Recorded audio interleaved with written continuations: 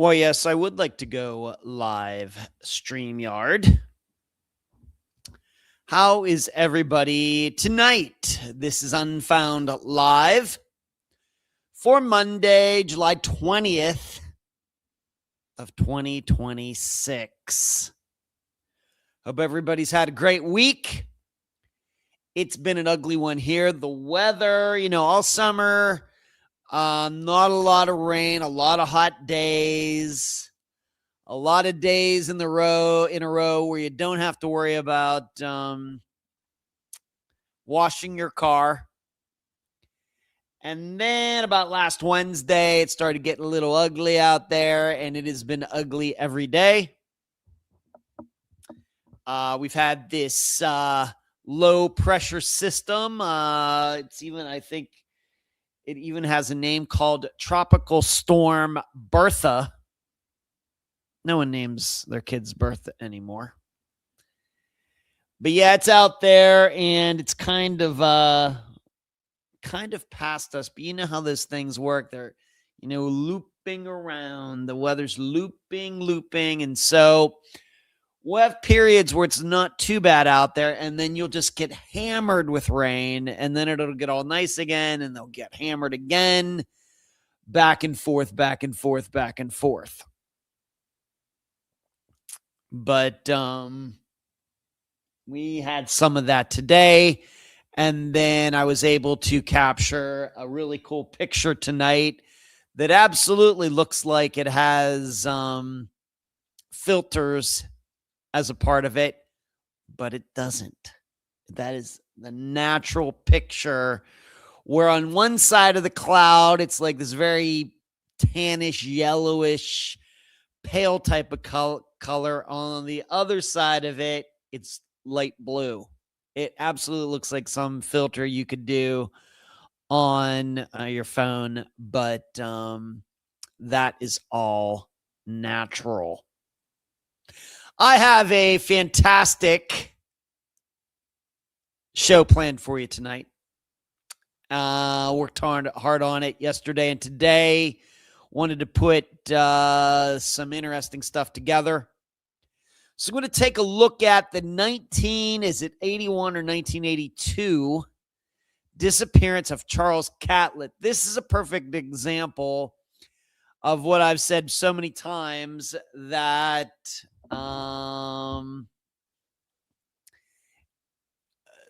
so many of the same disappearances get featured in the true crime community. And I come across one that has never been featured on a YouTube channel or on a podcast or on any TV show. And it is certainly just as compelling and is interesting or complex and suspicious, whatever adjective you want to use, to all of those ones that get covered over and over and over. And that man's name is Charles Catlett. Catlett. You can see his name right there in the title of this live show tonight. And when I get to his disappearance, you'll figure out how I found him and his disappearance. Got a lot to talk about when we get to that. I want to talk about these flock cameras. This is a company called Flock that has these contracts with local municipalities, cities, towns, wherever. And their cameras are set up to capture license plate numbers and gather all of this data. And people are increasingly becoming more worried about this. Their rights being infringed, being spied upon in our free society of the United States. And I've been meaning to talk about this for a while. Just in preparing for tonight, came across an article and I was like, oh yeah, I want to talk about that.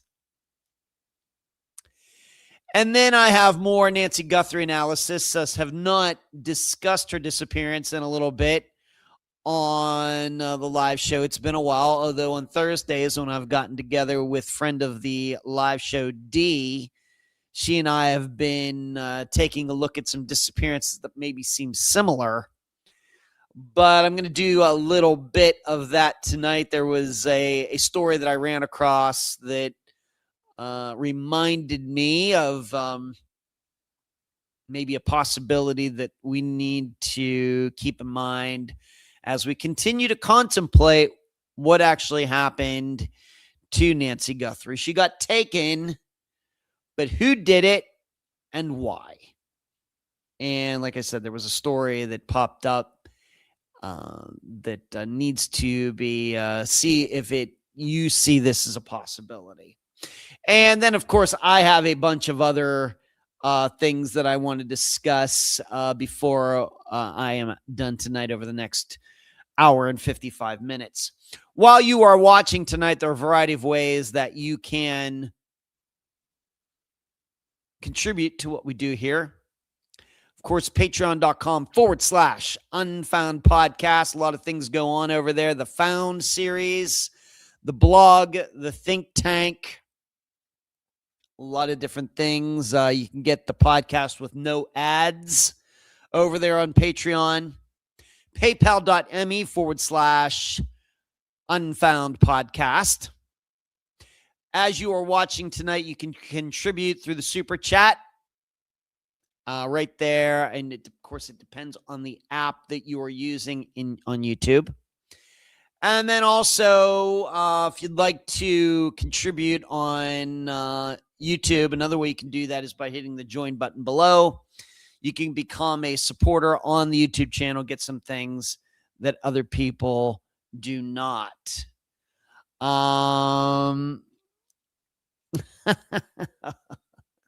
Wow, Cherie making an entrance. Cherie making her, as they say, making her presence felt. She doesn't get in here every week. In fact, it's only been a few times this whole year, but she comes in with the wrench and making her presence felt. That's who Ink and Innings are. Your Houston Astros not doing so well this year, Cherie. Sorry to see that, but good to see you.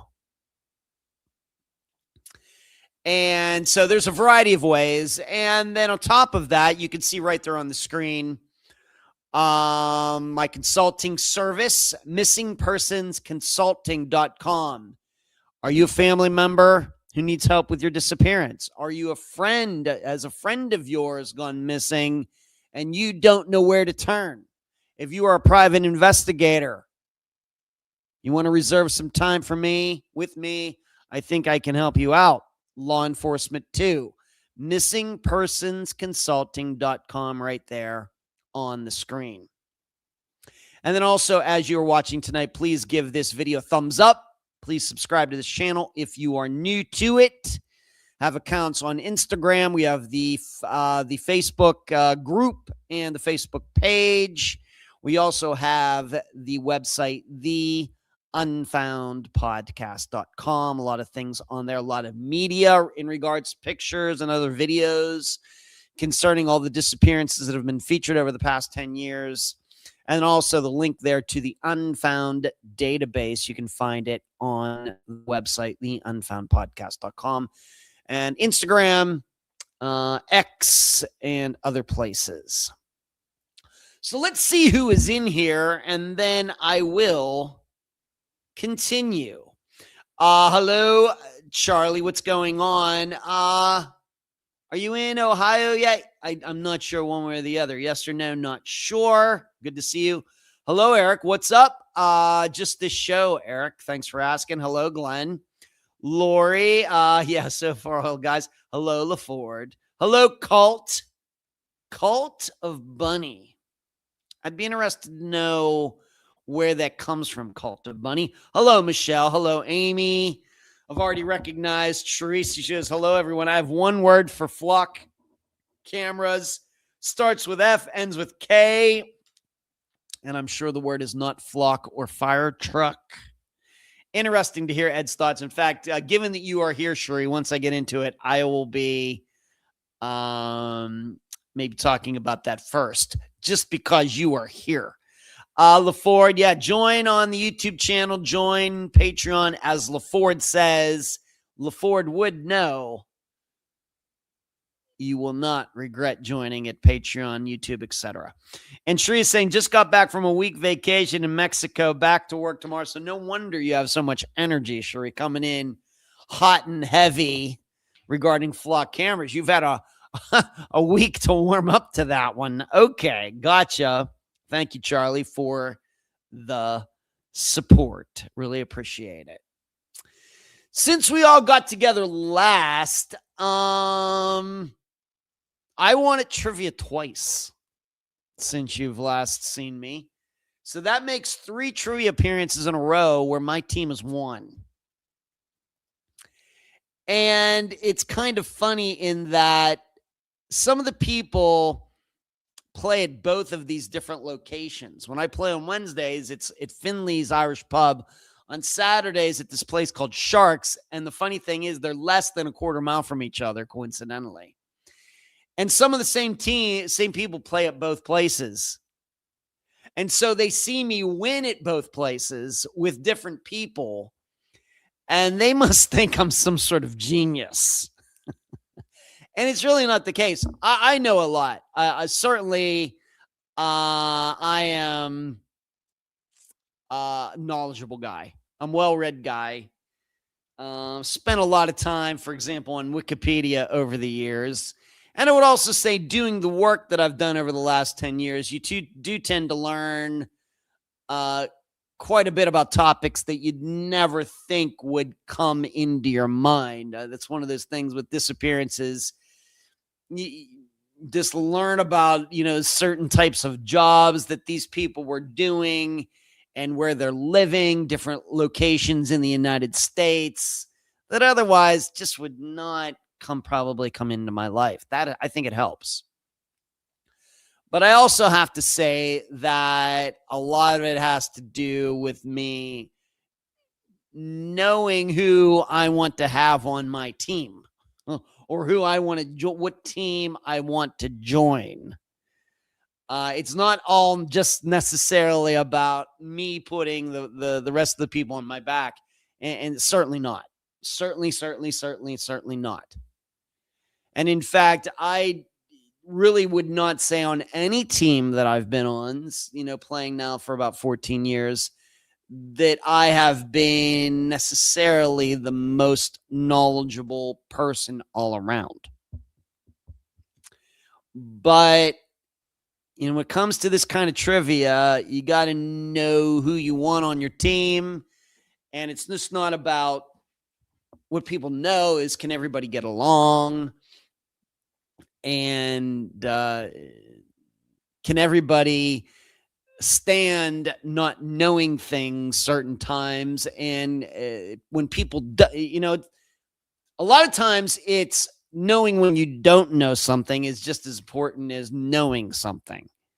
Recognizing I don't know something, so I'm staying out of it. Too often times, I think people feel like they need to contribute even when they don't know what the answer is, and they'll just start throwing out things. And that can hurt even way more than a team just not knowing an answer.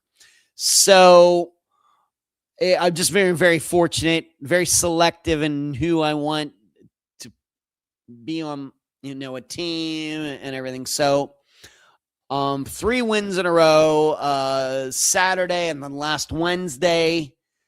My team won, and now we're in first place overall. And then this past Saturday, won again. And all of the wins pretty easy. It wasn't even really that close. So it's been good. So I'll try to go for win number 4 on Wednesday night. Let's see. LaFord, hey, I just got back from Punta Mita earlier this month. All right, so LaFord, I guess, has been in Mexico as well, Cherie. And Cherie, you're definitely a bit of a genius. Oh, no, here we go. Cherie, I literally just watched a video today on Flock, so timing is perfect. LaFord is beautiful there. I don't know if I'm a bit of a genius. Thanks, Cherie. LaFord, yes, great to get away. Glad you were able to do so. Yeah, but sorry you have to get back to the grind, Cherie. Sorry about that. What else has been going on? Like I said, the weather, no bueno. I think that we've only had one sunny day since we all got together last Monday, kind of making up, like I said, for the rest of the summer. But it's all because of this system that was out there. I was supposed to go see Warrant and who was it?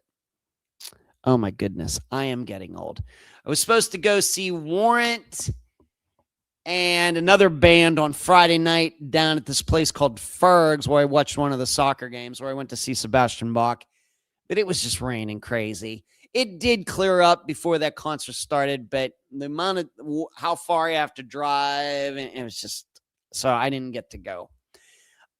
Maybe another time that will happen. So I might have said last Friday, I was going to go to a concert. Did not go. It rained all day, pouring crazy.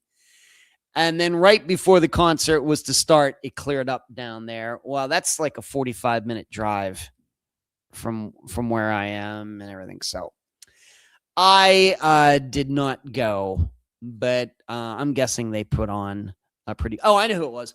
Warrant and Firehouse. Now, the weird part is neither of those bands have their lead singers anymore. Warrant is the original guys for like the 80s into the early 90s. But of course, Janie Lane died way back in like 2010, very sadly. And then Firehouse, I think, is also the original members. You remember them, Love of a Lifetime and all that. All She Wrote, which was a great tune. But their lead singer died just a few years ago, maybe 3-4 years ago. And now their lead singer is a guy, I think, that was on The Voice or America's Got Talent or something like that. So, and the weird part is Janie Lane is one of my favorite singers of all time. He's fantastic. I know Cherry Pie and all that stuff, but as a singer and as a songwriter, Janie Lane was spectacular. And then the guy whose name is escaping me from Firehouse right now, also, great singer, but very sadly died just a few years ago of a disease. Janie Lane kind of drank himself to death.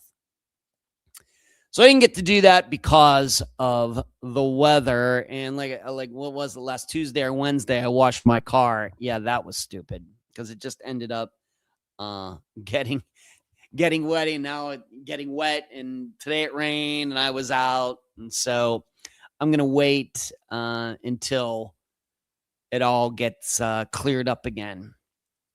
So I was supposed to do that. Didn't get to do that. Haven't been to a concert in a while. It's been a little while. Dawkins is coming, but I don't know if I'm going to do that. We'll just have to see.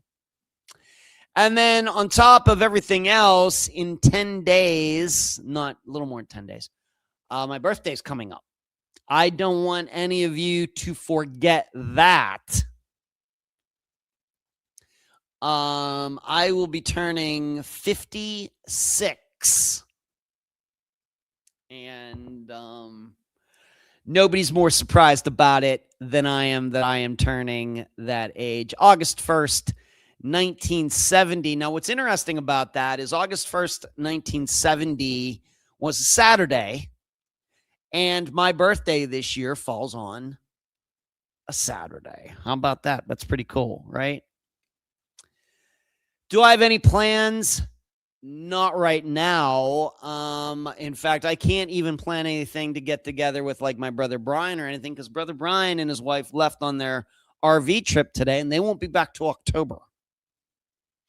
So I'm home down here by my lonesome. So I don't. So there's nobody's going to be throwing any party for me, no cake or anything like that. Totally fine. But no, I won't be going to the strip club. I don't do that. I really just don't know. I have to tell you, the biggest thrill at this point in my life regarding my birthday is just for it to be recognized. When you don't have any kids, when you don't have a girlfriend, you don't have any pets, For anybody to wish you a happy birthday is something. And so I'm so happy, like on Facebook, they give out those birthday notices every day, and I can revel in that for 24 hours. If it sounds a little pathetic, it probably is. But yeah, I'm going to be 56, and certainly looking my best, feeling my best in many, many birthdays. I mean, we would have to go back probably at least 10 years. At least. Like I said, now that I'm down into the 160s, I was not down into the 160s ever since I moved to Florida in 2011. So, and I continue to keep up, get my 7,500 steps in a day, hitting the weights and everything. So it's all good. LaFord says, love cherry pie, though. Me too, LaFord. My buddy Doug, huge Warrant Janie Lane fan. In fact, he has dressed up as Janie Lane from like the cherry pie video or whatever for Halloween. So big. He's like a huge fan. Big time. I thought you were born in 71. No, 1970, Sheree. 1970 is the year for sure. D, we can have a YouTube birthday party on my channel for you. Would you do that for me, D? Well, that's very sweet of you, D. I appreciate that. Thank you. Good. By the way, good to see you tonight, D. Good to see you. And I did get your video with all the fireworks and everything, D. Thank you. I watched it. Pretty cool. Thank you for sending that to me. So that's about it. Like I said, my brother Brian and his wife took off today. He texted me. They got up to about I-10, and so now they're headed west. And of course, they're driving right into this weather system and everything. He said it was a little windy up there. So yeah, they're not coming back they won't be back till Florida if everything goes as planned until October. And they're going to go over to like Louisiana. I don't think they're going to New Orleans. And then they're going straight north. They're going to be going up to see Charlie's mother, my sister, Brian's sister. They're going to be up there. And then they're going to go the whole way up to Maine and see the leaves change. Starts changing up there in September. And then they will be back to Florida, and hopefully they'll be back, and the Tampa Bay Rays will be in the baseball playoffs. And so Brian and I can go see some baseball for the playoffs. D, it would have been better if I had a tripod for that. And it looked good, D. No, the video of the fireworks and everything looked good. It was good. He did fine. So that's about it. That's what's been going on for me. Pretty not a ton going on in my life. All right, let's get to it. And being that Cherie is making a very special appearance tonight, I am going to start with the flock camera topic. And flock is actually, it's not what is an acronym for anything. There is a company called Flock that has this camera network that they've sold. They have contracts with all sorts of municipalities, law enforcement across the United States, maybe elsewhere as well. And they collect data, maybe most importantly, have camera readers, and that read license plates and all these things. And they're supposed to be helpful in, of course, going after criminals and all the like. Although we have to admit, even though this has been around for a while, really has not played a huge part in the disappearances featured on Unfound. In fact, I can only think of one disappearance that we have featured, once again off the top of my head, that where we talked about a license plate reader at all And I'm going to pull it up really quickly here. Dee is saying they have them in Oklahoma. Yeah, Dee, they're all over the place. But that was, where is it?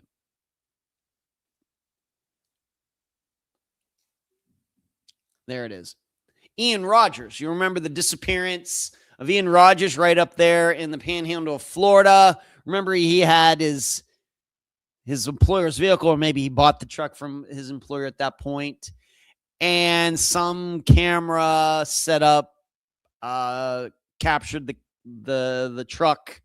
Presumably Ian was driving it. The truck was eventually found.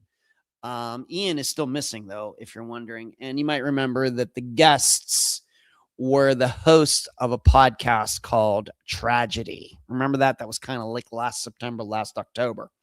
But we talked about a camera catching that truck on a picture, and it very well may be one of these flock cameras that I'm going to be the system that I'm going to be talking about right now. So I'm going to read you some articles, and then I'm going to do a little commentary, and we'll see how Cherie reacts.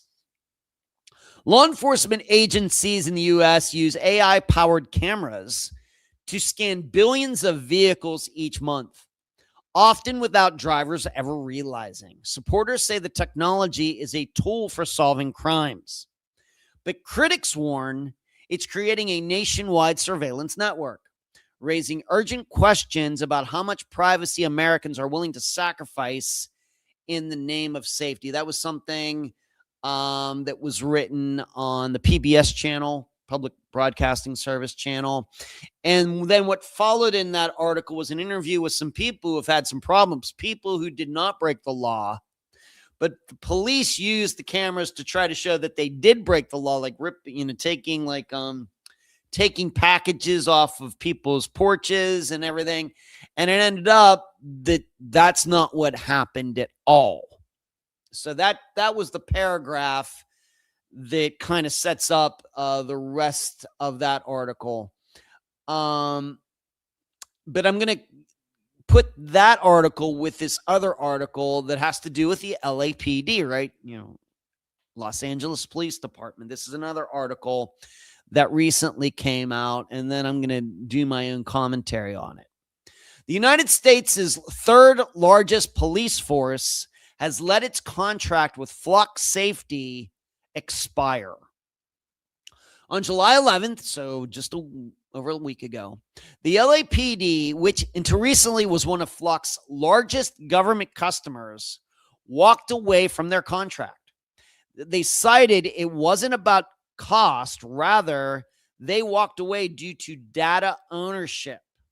The contract is not being renewed because of serious concerns about civil liberties and civil rights issues, particularly around privacy and the data that is being collected from these cameras.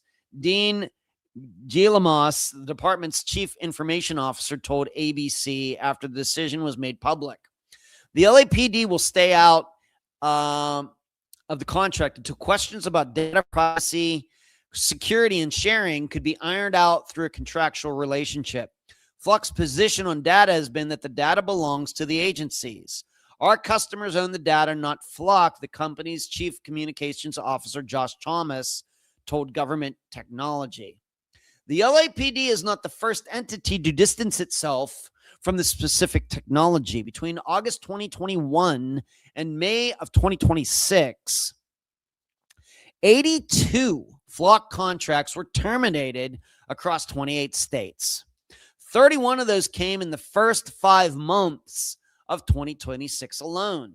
The cities of Mountain View, California, South Portland, Maine ditched their contracts, as did Bloomington, Indiana, which let its contract expire in March. Cleveland City Council is expected to vote this week on whether to keep its 100 cameras. In Suffolk, Virginia, an Air Force engineer faces 25 criminal counts for allegedly taking 13 of the cameras down with a saw. So he was out there breaking the law, sawing these cameras off their posts, claiming that,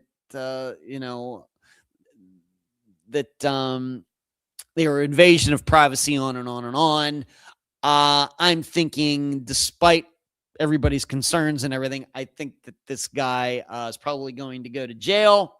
But what flock cameras do, it's not a red light camera or a speed trap.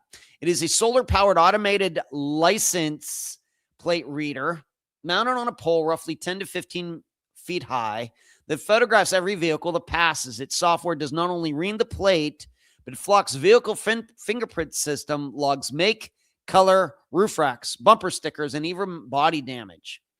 Afterward, it converts all of its searchable metadata and uploads to a certain database where records are held for 30 days by default. Every single plate is cross-checked against law enforcement hot lists, and any match triggers an alert to a patrol car within seconds.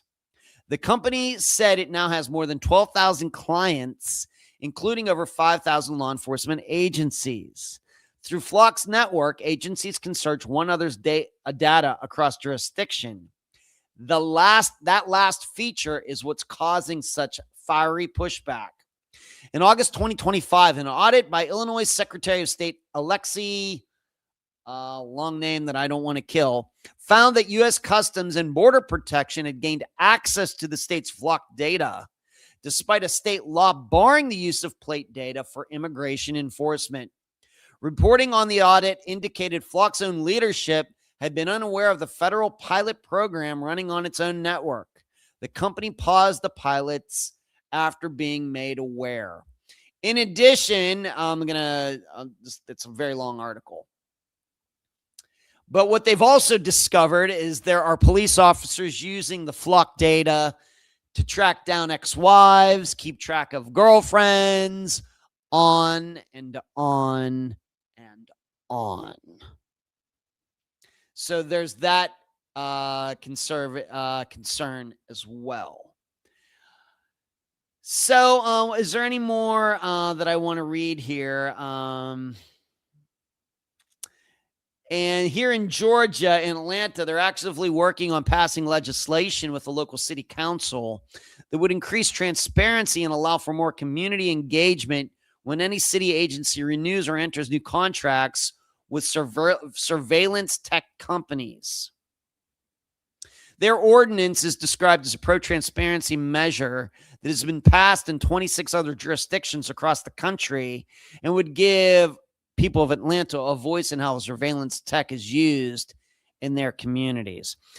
Cherie says, I'm thinking of so many disappearances featured on Unfound that could have been helped with these cameras. Instead of looking for drugs, why not look for actual humans? That's my beef. Well, that's certainly, as I stated, Cherie, just off the top of my head, I think that we've only ever talked about a license plate camera once in any of Unfound's disappearances, 400 now. However, I will say that there was a disappearance that I analyzed here on the live show, certainly within the last year, in which a young woman went missing and a picture of the car was taken somewhere. But it's just not, you'd think it would, Shri, I agree with you. If you're thinking it should be a bigger topic regarding disappearances, I agree with you. I don't have a good explanation why it's not been mentioned more, except to say, this is a relatively new technology and everything put together. And of course, when I'm taking a look at disappearances, many of them go back, even if I'm going back to a disappearance from 10 years ago, was the system didn't even exist at the time? I don't think so. So maybe that has something to do with it. Maybe there are other reasons, but I agree with you, Shreya. In general, I agree with you. D, I feel like Summer Wall's case and Sebastian Rogers' cases. Yeah, of course, much more recent. So what do I think about all of this? See, of course, I am in the crime-solving business. I'm in the information business, but you know what I mean. I want these disappearances to be solved. I'm not on here. I'm not a content creator. I think that I'm a reporter. I'm putting the information out there. Hopefully, people are hearing it, being made aware of these disappearances. I'm reporting to all of you and what's going on in the disappearance world, mainly by interviewing people who know the most about these disappearances. And or even Nancy, Nancy Guthrie. Yeah, what about that one? Right. But in reading about this, and I've known about these for a while, but it just seemed like the topic was ripe for tonight's live show. Is this all reminds me of like 20 years ago when I would be going, I was going to Phoenix a lot, Phoenix, Arizona from Las Vegas for a job that I had where I was working on printers and fax machines. I worked for a company that remanufactured toner. So instead of businesses having to buy their toner new, this company that I worked for was remanning the cartridges with new, and it was a little bit cheaper than buying new for these companies, and I would deliver it, but I'd also work on machines and things like that. Yes, I really did that, believe it or not. I did that for like 4 to 5 years, something like that. Well, that job took me a lot down to Phoenix, and it was right around the time that the Phoenix area had installed the speed camera setups. And I forget what the company was called, but it was going around the United States selling this idea. We're going to set this system up and we're going to catch speeders for you. We're going to set up these lights and these cameras at particular spots of the highway, and we're going to catch these speeders. And they'll being able to do whatever it was with the technology of the time. They would be able to do this. And it was supposed to be a big revenue generator. It was going to be a big revenue generator for Phoenix. And like I said, there were other cities that were taking part in this at the time, buying into this idea, of course, to raise revenue. Of course, the story is always, well, we're going to make your highways safer by making people aware that we got eyes on you all the time because you're speeding. Hopefully decrease the amount of wrecks that are happening, get the speeds down. But then also, if somebody is speeding, you don't have to have a cop out there with a radar gun. We're just going to have these systems set up and you drive through. It's kind of no different than when you get your, if you go through a toll and you have that little box, like we have here in Florida, that registers, something like that. And they went through tons of money building these things because it takes lights and all the technology and everything else. And it never did pay off. Because what happens? Well, people, of course, quickly find out where these systems are working, and they simply just don't speed in those areas. And to this day now, of course, I haven't been in Phoenix since 2010 or something. I'm not even sure that system is even in use anymore there. It was costly to maintain. It never did raise the revenue that they said it was going to. And it reminded me, if anybody ever seen that, one of the most famous Simpson episodes of the monorail, which was, of course, based on the musical, the Music Man.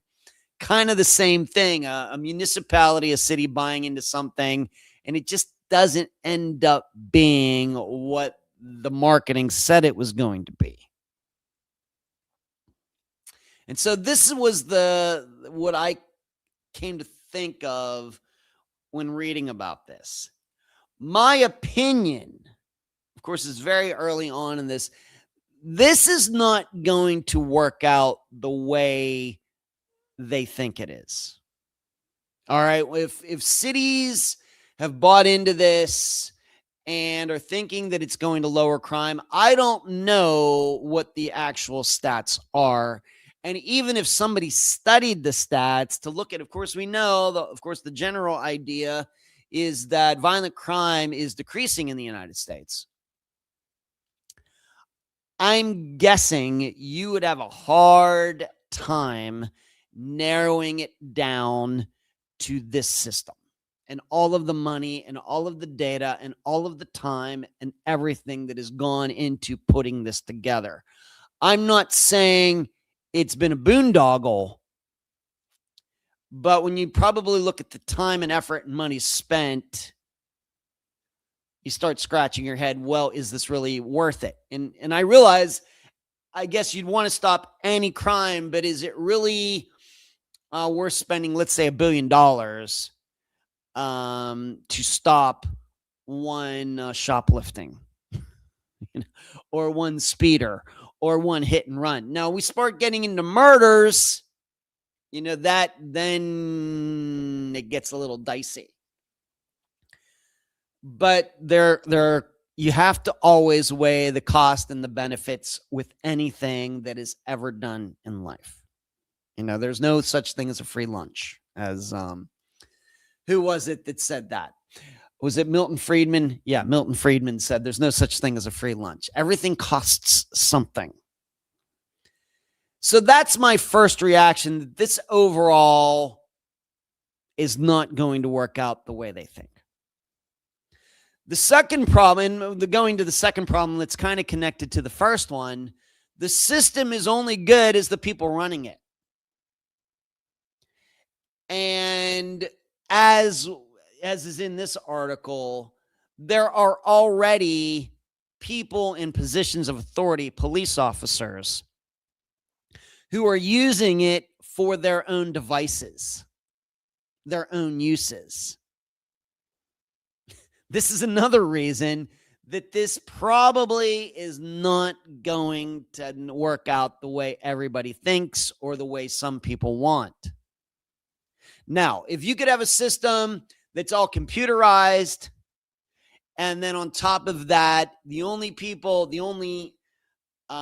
beings, quote unquote, beings that can access the data are a bunch of robots that have no emotions, no skin in the game, as they say, in any of this, then yes, might work out.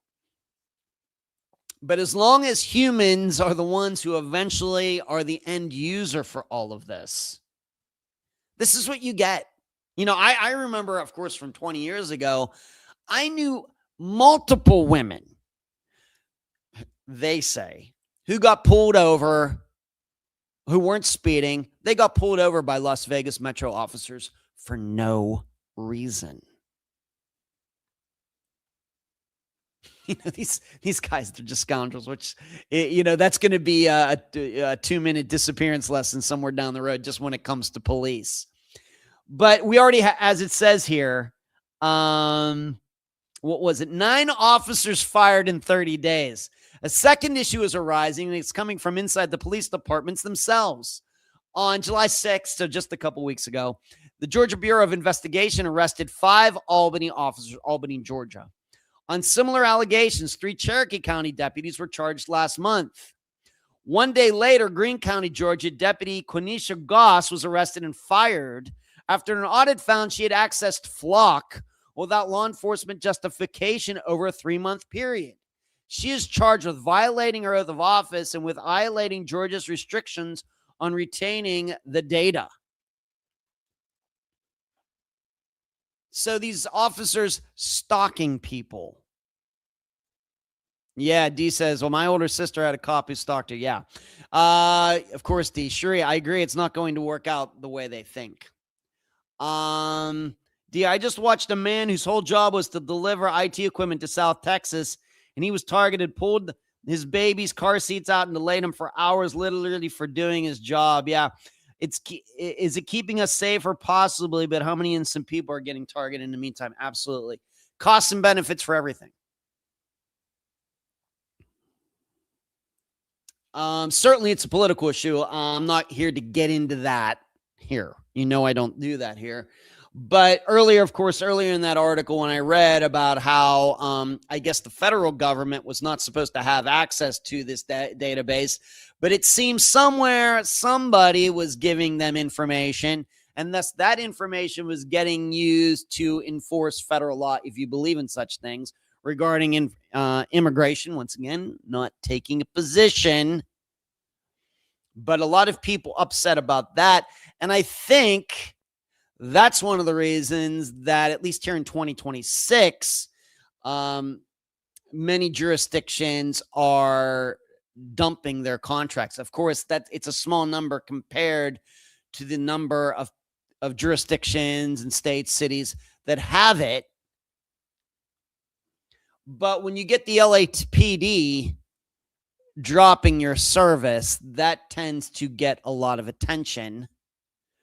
And surely other police, as we know, at least here in the United States, the smaller departments of the United States take their cue from what the larger department. It's the larger departments in the United States that gets, the latest and greatest of technology and whatever else, and then it kind of trickles down to smaller cities, and then down to counties, and then down to towns and everything. So when you have one of the top law enforcement agencies in the United States and say, yeah, we're not doing this anymore,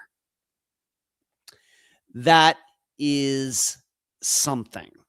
The flaw in all of this is that any system is only good as the people running it.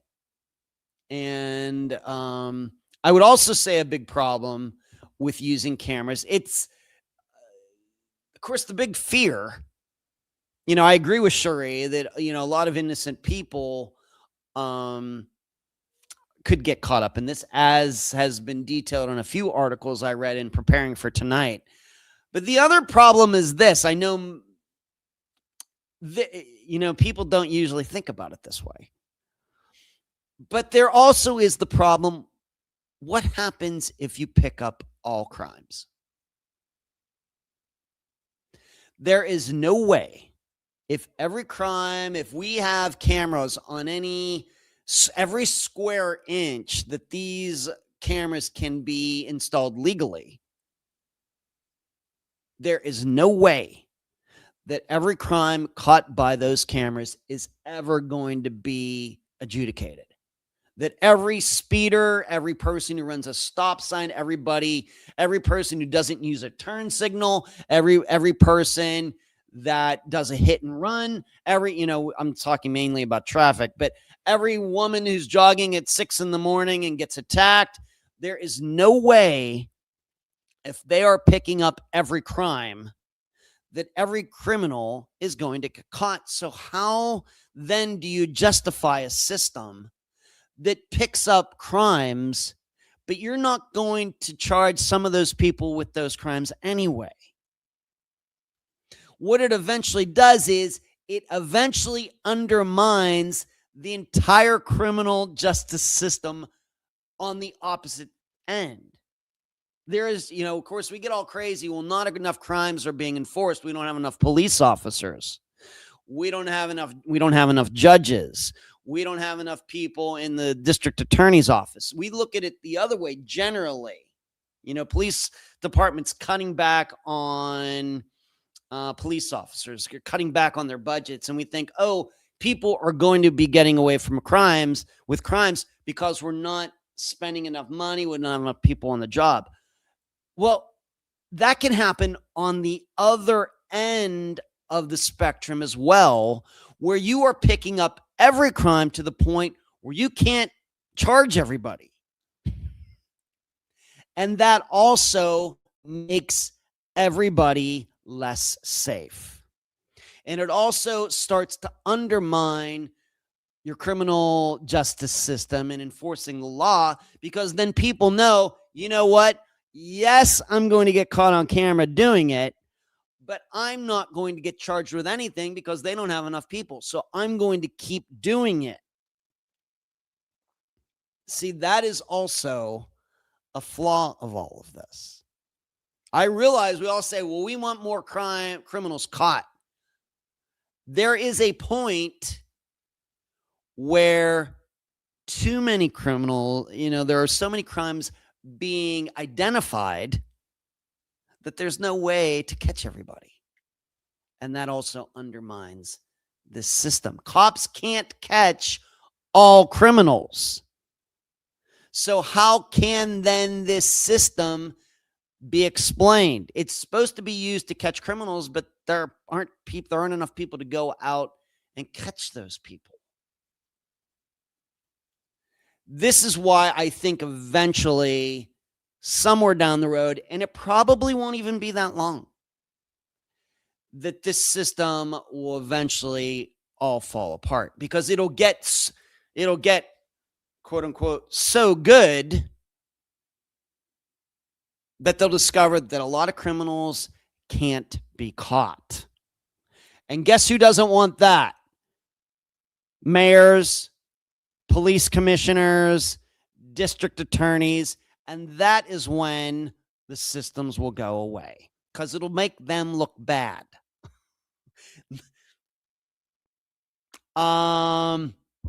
Erroneous police stops, mass surveillance, and the big one to me is data sharing. Yeah. DI to cops stalked me too way back when I was much younger, but it's so terrifying. I'm sorry for what you're going through. Yeah. Eventually, this system will fall apart, I think, because it's going to reveal how many criminals cannot be caught.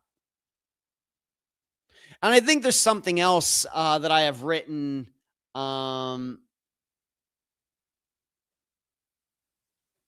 Maybe I'll go in this direction with this. We have to remember that video and all this doesn't solve anything. Here's a perfect example for everybody who has followed sports mainly over the last 15 years. What do we now have in football? We have the challenge system. We have 4K video and all of that. Everybody wants it because we want to get every call correct. We don't want a team to win because of a referee mistake. We don't want a team to lose due to a referee mistake. But guess what? Even with 4K technology and slow motion and cameras all over, the 60, 100 cameras pointed at the field at one time, guess what? Mistakes still get made. The cameras really don't make it perfect. Same way with baseball.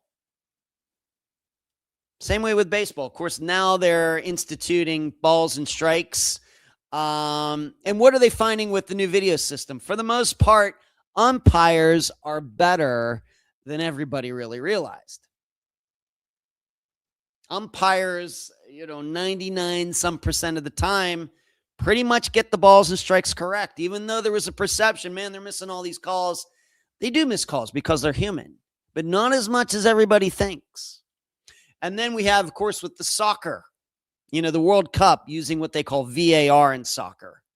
Just like American football, we want to get everything right. Offsides correct. Is it a goal or not? Fouls and everything else. What did it do? It screwed over the United States when Balogun got charged with a red card, because of video. So video is seen, and I've already done a 2-minute disappearance lesson on this. Video is not the fix-all that everybody thinks. And it doesn't get us to the result that we want.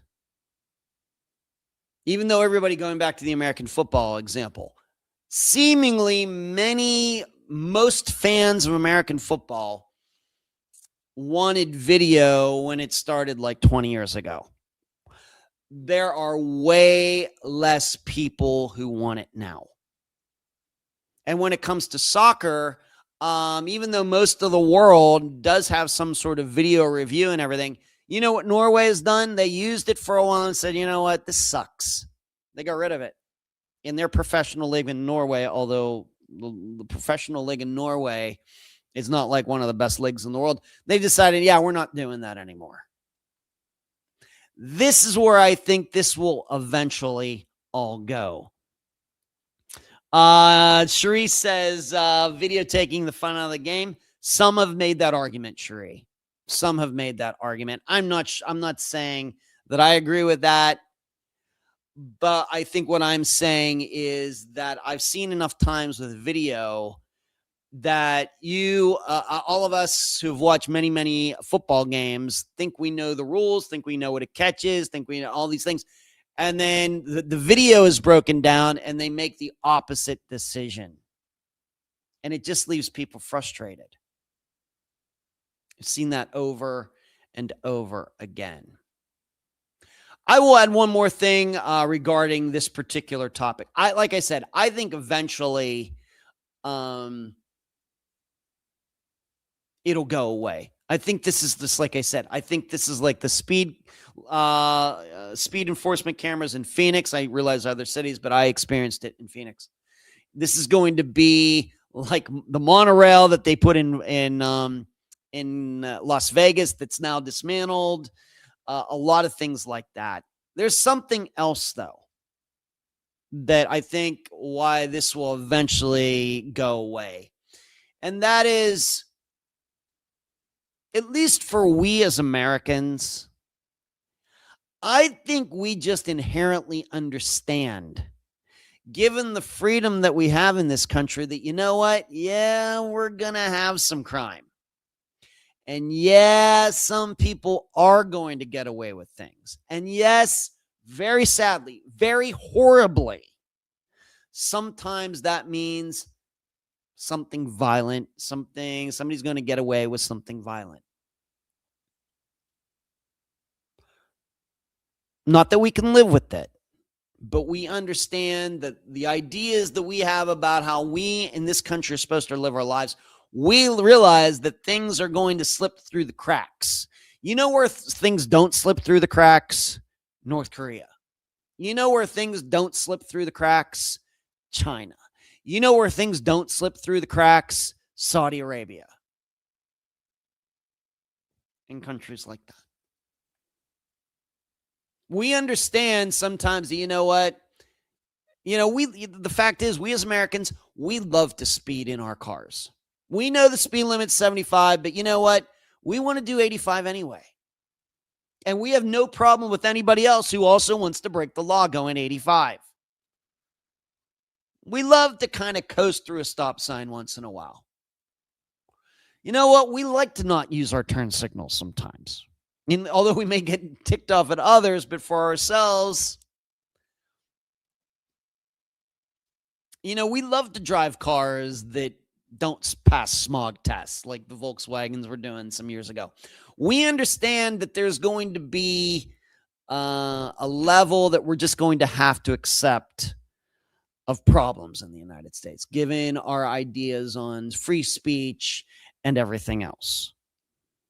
Whereas many countries are not like that. Even countries that we think are kind of like the United States, like Canada, like England, like France, like Germany, like Australia, many other countries that, once again, democracies, people vote for their leaders and all of that, they do not look at their idea of freedom the way we look at ours. And I think eventually people are, as much as it may do something to slow down crime or stop crime, I think eventually just too many Americans are just going to think, you know what? These systems are un-American.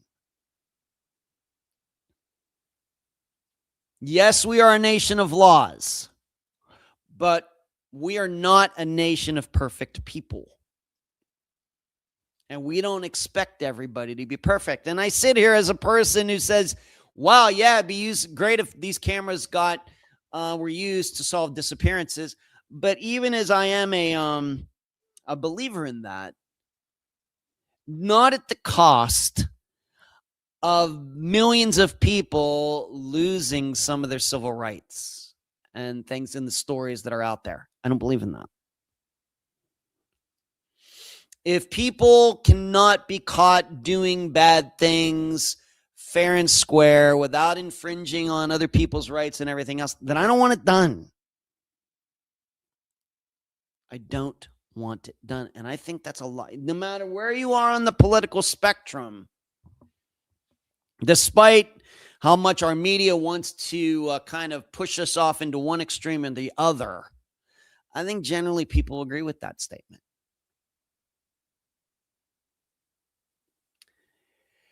So I realize it seems like it's, oh man, we're going to be able to do this. We're going to be able to do that. We're going to be able to take these pictures. We're going to be able to. The system is only good as the people running it. And the people have already early on shown that they just can't behave themselves.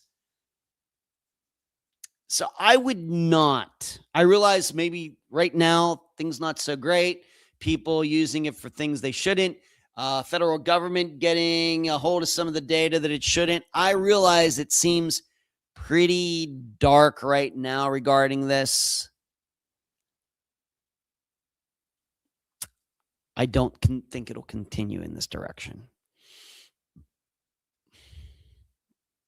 I think that, and on top of everything else, I think that there will be enough, many lawsuits filed, just as, the big problem, going back to the prior example of Phoenix, Arizona, and taking pictures of cars speeding and everything.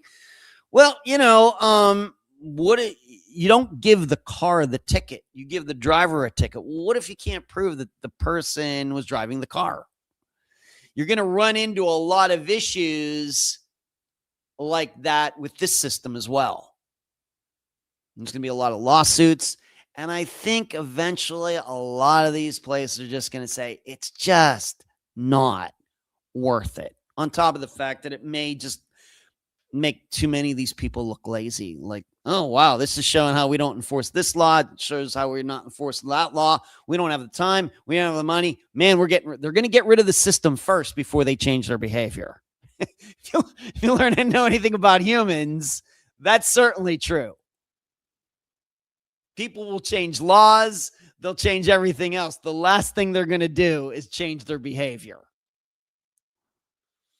So that's where I am on this. Theoretically, yeah, great to solve disappearances, but in practice,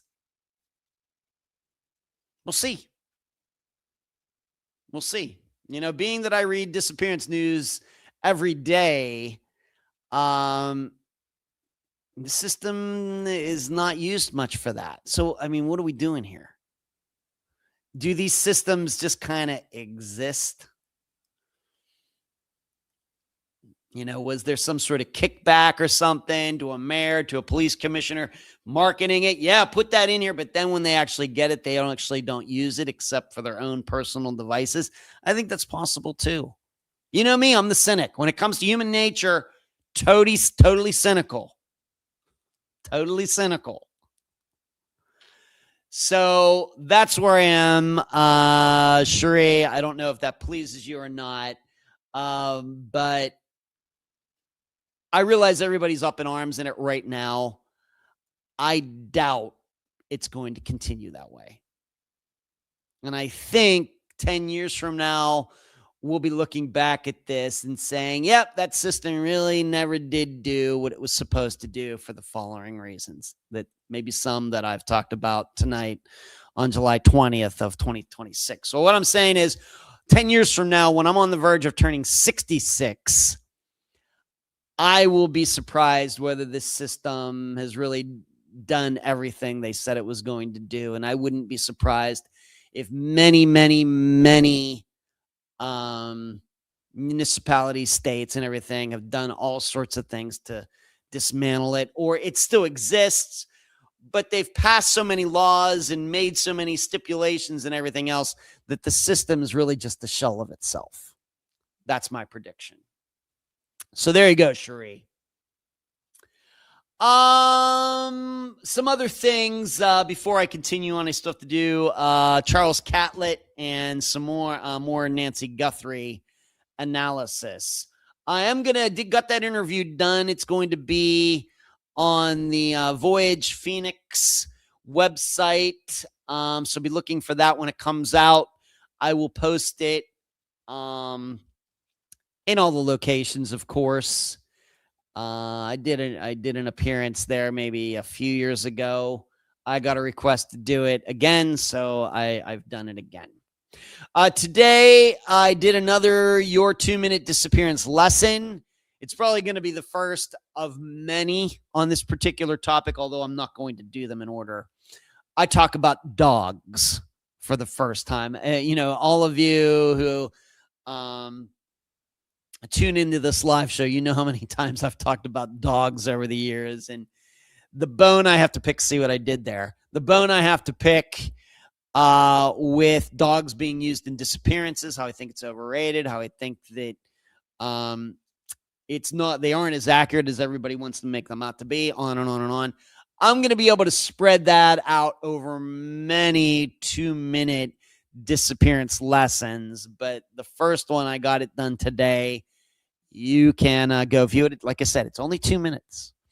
And you can view it right here on the YouTube channel. Hello, Jenna. How are you? Jenna, good to see you. Also, maybe some of you were like, well, what happened last Friday, Ed? What happened? I thought you were supposed to do an interview with Eric. Well, I was, but I got the dates messed up here in July. And when Eric and I decided to, on a date or a day, to do his interview, I thought it was last Tuesday, when really it was tomorrow. And he could not do it last week because he took a trip with his father. So Eric was unavailable last week. So instead, as you now know, I, of course, replayed the Claudia Wells disappearance, the episode from, or at least the interview from way back in 2017. I did that with a new opening sequence. The original interview played, and then I had new commentary at the end. And I mean, you heard what I had to say. I think the 2013, that whole article with the picture of that woman, I think everybody should really, really doubt that that is actually Claudia Wells. I could end up being wrong. As I stated in the episode, somebody wants to show me some paperwork or something like that. I, of course, will go public and say, yep, I got this one wrong, as I've done before with other disappearances. But looking at it after 10 years of experience and looking back at it and looking at my notes from back then and listening to the interview, everything, I think there's just a lot of confirmation bias going on regarding this 2013 sighting. In fact, on top of everything else, I look at that woman and I'm like, that doesn't look like Claudia to me. So I'm fairly convinced that Claudia really went missing from San Diego in 1998. And if I'm really, really, really being picky about it, I would like to see all the paperwork from that too. So there you go. If you haven't listened to it yet, Claudia Wells Revisited came out last Friday. And then what that means is this Friday will be Eric, Assistant Eric, coming on for the last episode of the Atlantic series, where he and I will kind of wrap everything up. Would have been nice to get them all done in order. Didn't work out. No good plan goes unpunished. And so I'm going to interview him tomorrow evening. I think he is going to have some new info regarding or additional info for Teresa and Angela's disappearances. He's gotten to speak to some people in the Jacksonville Sheriff's Office. So that'll be neat. So you will hear some new things on Friday, but really we're going to go over some of the disappearances. I'm going to allow him to give his opinion on some of them and what could be done now to move those investigations ahead. Being that he took on Teresa and Angela and was certainly able to, working with Caleb King from the Coast Guard Investigative Service, to bring new information to light. I think it's only fair then to ask Eric about some of these other disappearances and, looking at them saying, what can be done now? Is there any really concrete steps forward that we can take to better understand these disappearances? So that's what we're going to do tomorrow night. You will hear it this Friday. In other news, just a couple friends of the podcast. I want to talk about a couple things that are going on with them. A friend of the podcast, Julia Cowley, of course, from the Consult podcast. You might want to check out her appearance on a podcast called Framed. She made an appearance there to talk about the murder conviction of Temujin Kensu. He was a guy who back in 1986 was convicted of murdering Scott Macklem up in Michigan. And the Consul Julia's podcast, of course, she has co-hosts. They looked at that murder, and I think came to the conclusion most likely that Temujin did not kill Scott, even though Temujin's still been in jail for 40 years. But this other podcast called Framed is now looking at that murder of Scott Macklem, and Julia made an appearance there, and you know how highly I think of her. So you might want to check that out. I think this she's in episode 3 of this series. I think there are now 4 episodes. I think the newest episode just came out today. And I'm inclined to agree with Julia on that I have some doubts, big time doubts, that this guy killed Scott Macklem as well. Jenna says, I'm good, thank you. Hope you are well. Sorry I'm late. Jenny, you're allowed to be late. I'm the only person who's not allowed to be late. No problem. So you want to check that out, Framed. In addition, a friend of the podcast, Tad Tobias, of course, the Nobody guy, made his second appearance on Unfound back in February. He has now appeared on the Silver Linings Handbook podcast, hosted by friend of the podcast, Jason Blair. So if you'd like to hear Tad do another interview,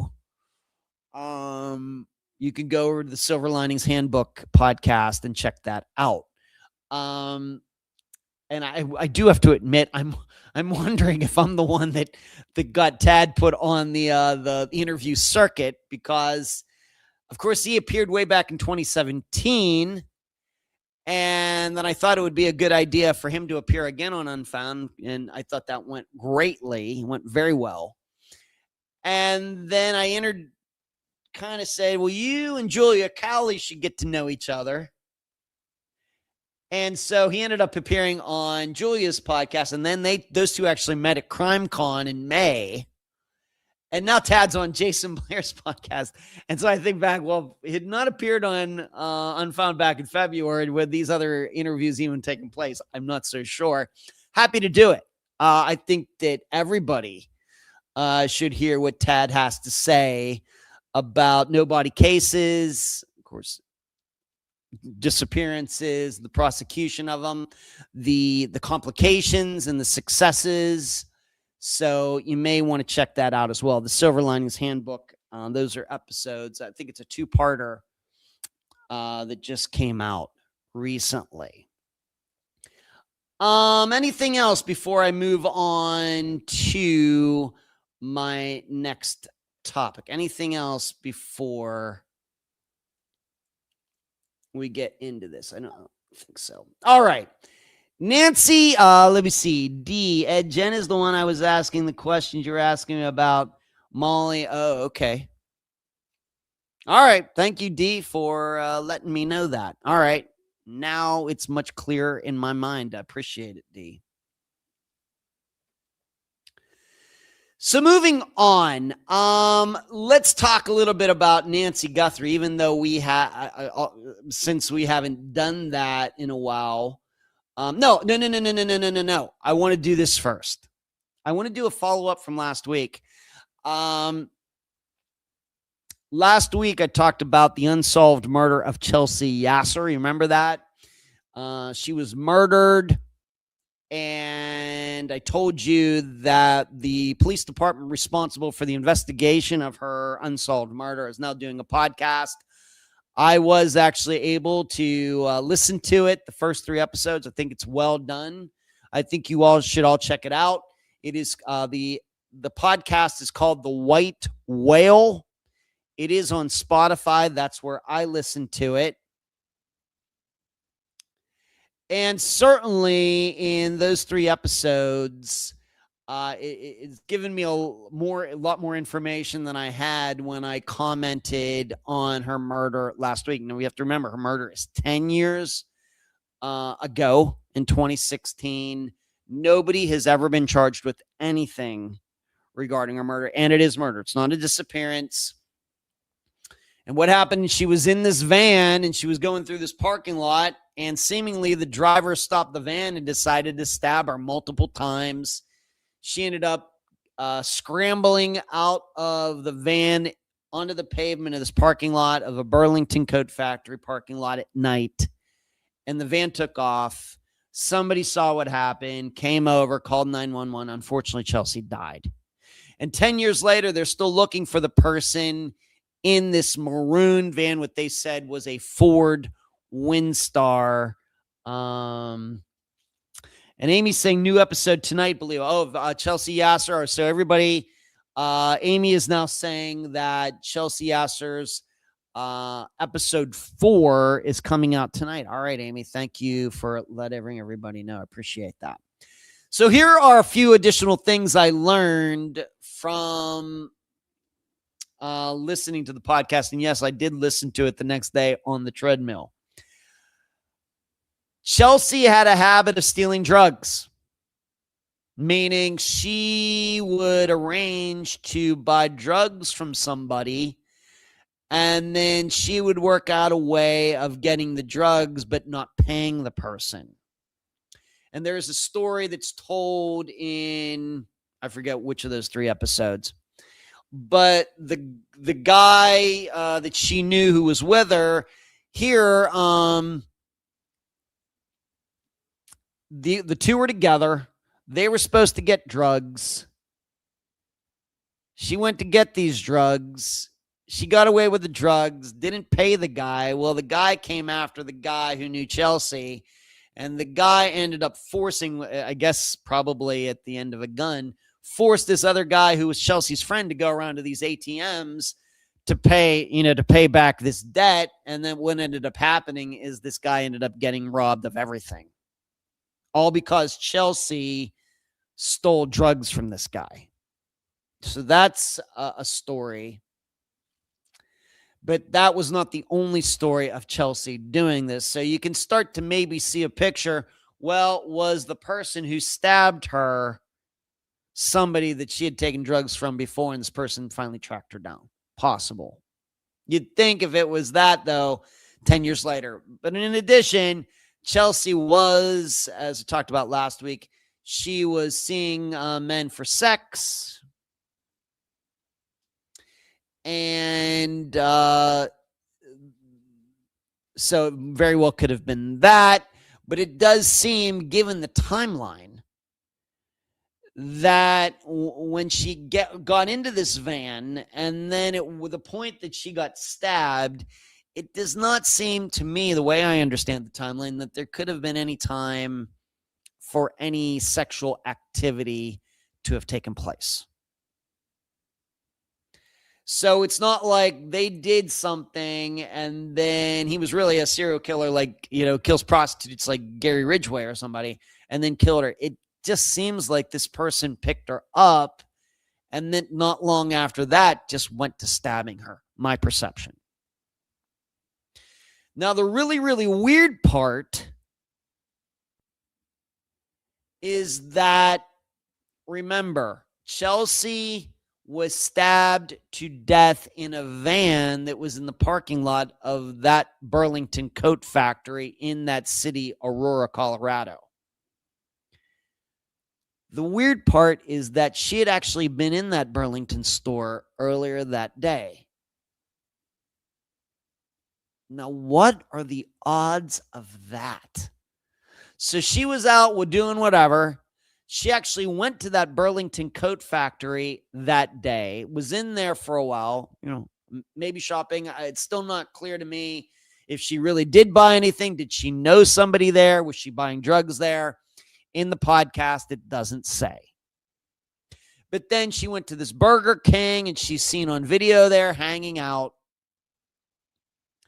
And then later after the Burger King, that is when the video pops up of that van now back in that same Burlington Coat Factory parking lot is where she gets stabbed to death.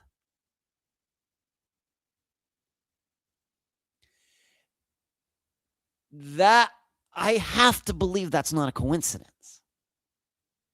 It's like they say in the movie Casablanca, of all the gin joints in all the world, she had to, walk into mine.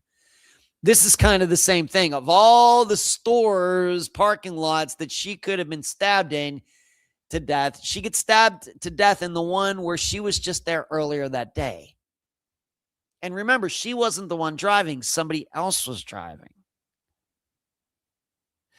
So did she tell the driver to go back to the Burlington Coat Factory parking lot because she had a ride waiting? Or did she lie to the person about having a car there or something? I guess that could explain it. But on the other hand, it would lead you to believe maybe that whoever did this is somehow connected to the Burlington Coat Factory. Not necessarily an employee there, but could it be the person who stabbed her to death she actually met at that coat factory earlier that day? I mean, really, what are the odds? Seem pretty minuscule, but that's what happened. What I would also say in listening to the first 3 episodes, and if there's a 4th episode out, as Amy's saying, I'll certainly listen to it tomorrow on the treadmill, that I have to believe that this murder of Chelsea was pre-planned. I forget if I said that last week or not. I have to believe that whoever was with her that night had decided, I guess it's a he was going to kill her before she ever got in the van that night. Now, why that is, don't know. Of course, we knew that. I think this person would have been caught years ago. But somewhat sure this was pre-planned. Going back to the drug idea, like I said, though, if this was the drug, you'd think then this would have been solved. You have to remember, it's 10 years. And so when we start, I see this a lot with disappearances, disappearances that's 30 years old, or let's say 15 years old.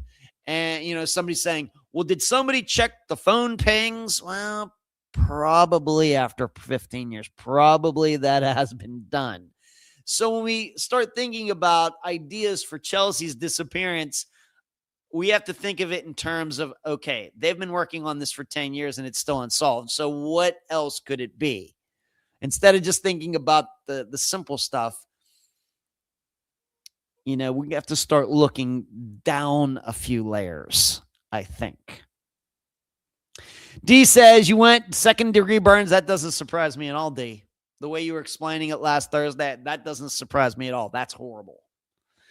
That is horrible. I've never been diagnosed with that, getting burnt that bad, but yeah, that's horrible. Rockford makes his first appearance of the night. Good evening. They did a nice job on that podcast. Seems to me it's less about mysterious circumstances and more about finding proof. Well,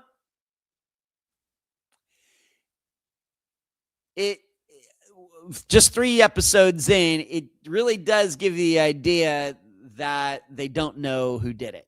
I would say, Rockford, being that this is a police podcast, I don't think that they would be doing this podcast if they thought they knew who did it. If they had a really, really, really good suspect. Of course, if it's just a regular podcast like mine or John Lorden's or whoever's, a little different. But with the police, I think, as we know, they probably have to be pretty desperate if they've started a podcast to try to solve a murder. So, I'm not sure it's about finding proof. I think that they are not literally, but just stumped on this one. Just because it's a police podcast and not a regular one.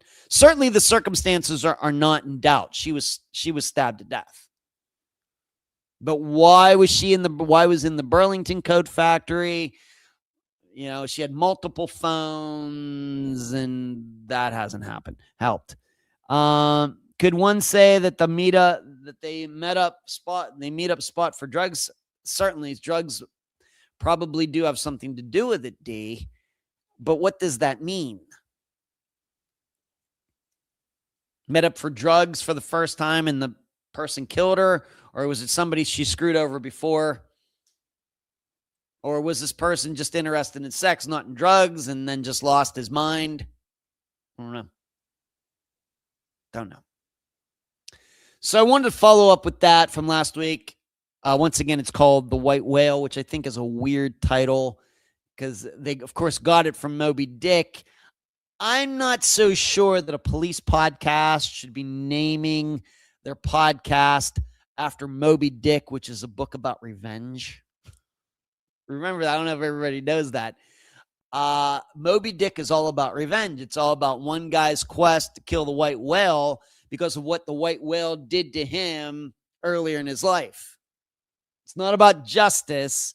The Moby Dick was all about revenge, and the book is really about how revenge can kill you too.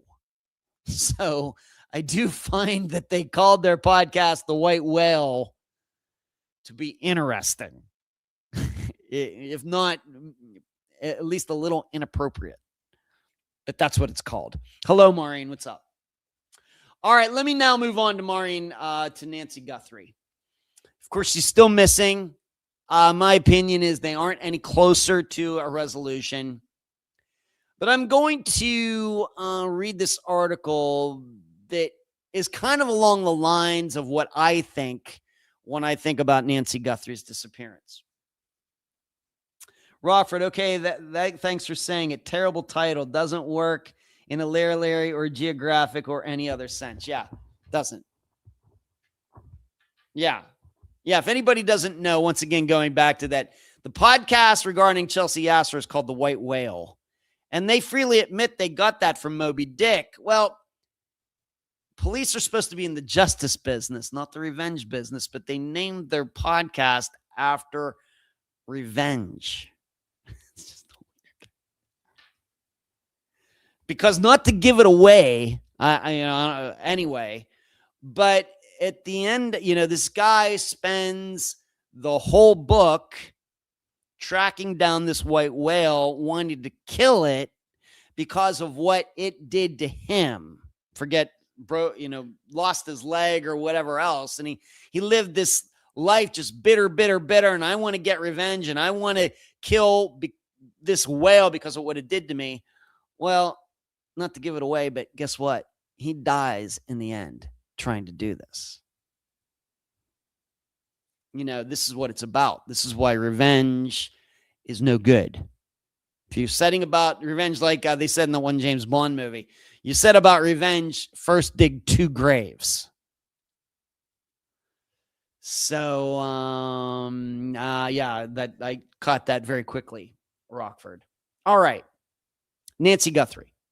A teenager in Mississippi knew the elderly couple he's accused of killing before sparking a standoff with law enforcement, according to new testimony.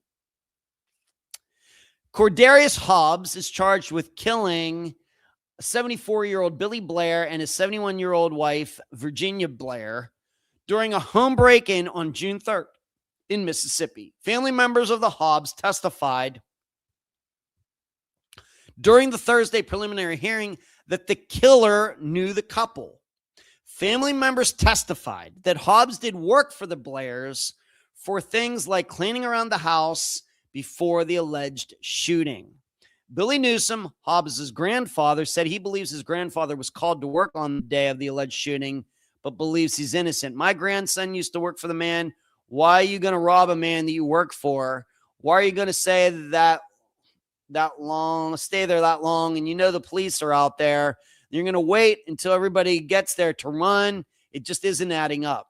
On June 3rd, 3 contractors installing a generator at the Blair's home discovered the Blair's car door open with several guns on the seats around 10 a.m., prompting them to call the Simpson County Sheriff's Office for a welfare check. By noon, the investigators said the officers arrived and were met with shots fired at them. Starting a nearly 2-hour-long standoff, Hobbs was captured after trying to run away. Carol Blair was found in a bedroom, curled in the fetal position and had 3 gunshots to the back of her head. Bill Blair was found lying on his back in the kitchen with 3 gunshot wounds to the face. So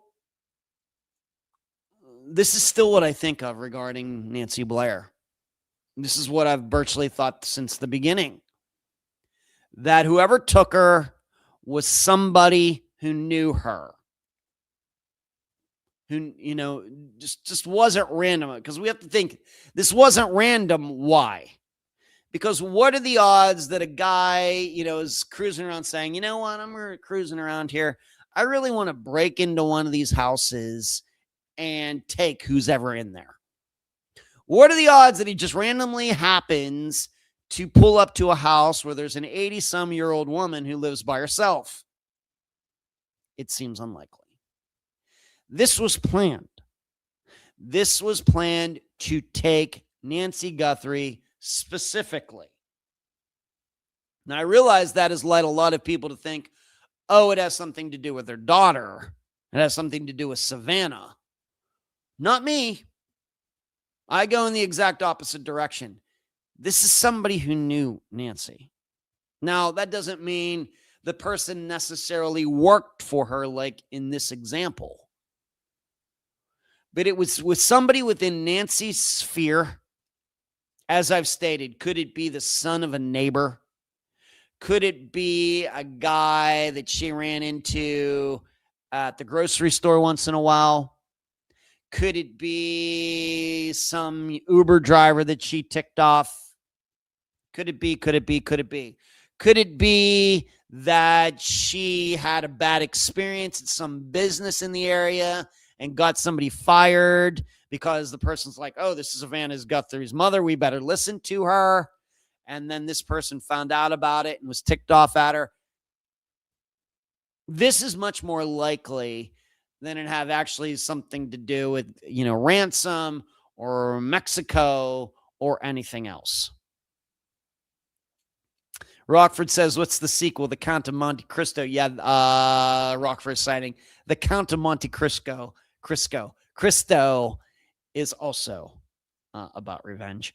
D, I've heard her other daughter, Anne. Okay. D. So this is where I still am. And I think if any of you have listened to me appearing on D's show on Thursday nights, that, she and I have taken a look at disappearances or murders of older women. And when I say older women, just so AARP age, like women who are old enough to collect Social Security. Let's just put it that way. And D, I don't think that we've run into any yet where we can confidently say, yeah, it was done by a stranger.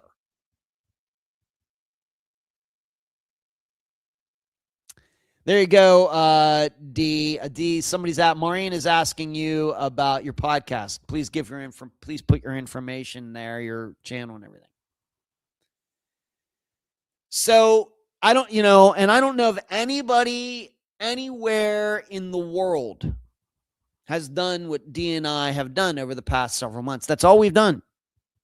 We have looked at disappearances and murders of women of retirement age. Really, there are not that many. But has anybody really done this to try to get a handle on, well, if these women do go murdered and they do have violence in their lives, what's usually going on here? And we haven't found one yet that has anything to do with stranger on stranger crime. That should matter to somebody out there. So when I think about this is kind of what I mean. Something that just happened recently there in Mississippi. That's the kind of thing that's in my mind. Not exactly this scenario, but something along those lines. This guy killed these people for whatever reason, and he knew them, and they trusted him, and he killed them anyway. Now, he seemingly didn't get away with it. Got into a shootout and everything else. But Rockford, agree with you on Guthrie. The demons, on the other hand, could be strange. The Dermons, on the other hand, could be a stranger, in my opinion. So there you go. I just wanted to bring that up. All right, let's get to this Friday's Not this Friday's, but the analysis that I want to do for tonight. And to do this, I'm going to have to pull up something. So hold on here a moment. Looking at the 1981 disappearance of Charles Catlett. And I'm going to guess that none of you have heard of this disappearance before. But that's what I do. I'm in the find disappearances that nobody's heard about business. Charles Catlett, he is on the Charlie Project, and he is on NamUs. So I'm going to read to you. You know what I do. I'm going to read you what it says on the Charlie Project. There were several articles written about his disappearance back at the time. I'm going to read one or two of those, and then I will ask some questions as if this were a consulting scenario, and then do some analysis and tell you what I think happened. Charles Catlett was last seen in Baton Rouge, Louisiana on August 19th of 1981. When he called his office to say he was on his way to a meeting, he never arrived there. 2 weeks later, his car was found abandoned in Denver, Colorado. So he's in Baton Rouge. He says he's going to a meeting. His car ends up in Colorado. Now, to add in some things to that, on that particular day, you should know Charles Catlett was a little bit of a mover and a shaker in Baton Rouge. He was the head, kind of a lobbyist for a railroad association in Louisiana. And that day, he was actually supposed to have a meeting with the mayor of Baton Rouge. The mayor had to cancel the meeting for some reason. So Charles found out about this, and then he called his office back saying, okay, well, then I'm going to go meet somebody on this particular road, and I'll get into that. And then he went missing. But reading on, Charles's credit cards were subsequently used at gas stations, stores, and motels in New York, Colorado, Alabama, Missouri, Kansas, and Louisiana. But the person using the cards was not Charles Catlett. The person using the cards was described as 20s with a slim build, whereas Charles was 56 years old and a little overweight. And by the way, the reason I picked out this disappearance is I was looking for the disappearance of anybody who is 56 years old, because that's the age that I'll be turning in so many days. A California man was questioned in connection with Catlett's case, but no charges were filed against that individual. Charles left behind a wife, 3 children when he vanished. And his wife says he had no domestic problems and no reason to leave without warning. He was employed as the director of industrial development for the Illinois Central Gulf Railroad at the time of his disappearance. Don't let that confuse you, though. He lived in Louisiana. His case remains unsolved. Now, I'm going to read you one of these articles. Just to give some further depth. This is the American Press, September 13th, 1981. Purchases may help solve disappearance of lobbyist.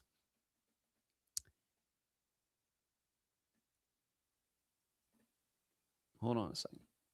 All right. Detectives are tracking a zigzag trail of shady credit card purchases over thousands of miles to try to determine why railroad lobbyists disappeared here. The other clue in the case is Charles Catlett's abandoned car discovered last week in Denver.